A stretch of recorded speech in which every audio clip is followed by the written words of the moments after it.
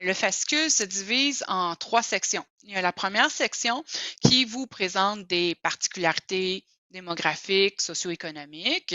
La deuxième section qui apporte des caractéristiques complémentaires là, sur l'état de santé et de bien-être de la population. On va voir tout à l'heure qu'est-ce que j'entends par ça.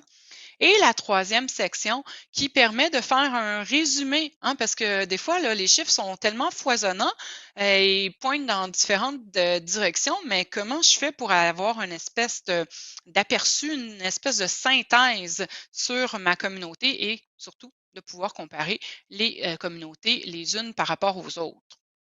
Donc, c'est le propre de la troisième section. Et il y a également une conclusion dans chacun des fascicules qui contient des pistes de réflexion là, pour vous aider à aller un peu plus loin.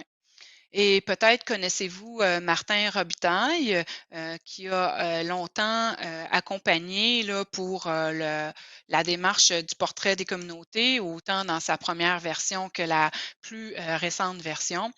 Alors, Martin se plaît à dire que le fascicule, vous pouvez bien sûr commencer par le début et vous pouvez également commencer par la conclusion parce que chacune de ces sections va vous emmener et piquer votre curiosité pour aller consulter les autres sections.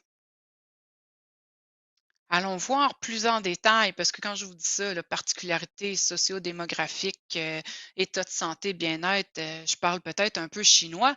Allons voir de quoi il en retourne plus exactement. Alors, première section, démographie, socio-économie, 19 indicateurs.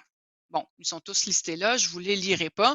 Ce que je veux porter votre attention, c'est qu'on touche à plusieurs univers, à plusieurs sphères. Oui, bien sûr, la population, les familles, les ménages, la mixité de la population, la mobilité, l'éducation, l'emploi, le revenu, le faible revenu. Je vais prendre une inspiration. Et le logement. Donc, chacun de ces indicateurs-là permet de nous apporter un éclairage sur la communauté. La section 2, hein, on parlait des indicateurs de conditions de vie, santé et bien-être. Alors, on les articule autour de 3 indicateurs qu'on a appelés socio-sanitaires, donc la mortalité, l'espérance de vie et les crimes contre la propriété. Pourquoi c'est important de s'attarder sur la mortalité, l'espérance de vie? Bon, bien sûr, là, dans un contexte de vieillissement de la population, là, on comprend la pertinence de ces indicateurs-là. Et pourquoi les crimes contre la propriété? Mais c'est une espèce d'indicateur pour nous là, du sentiment de sécurité, là, du sentiment d'appartenance des résidents à la communauté.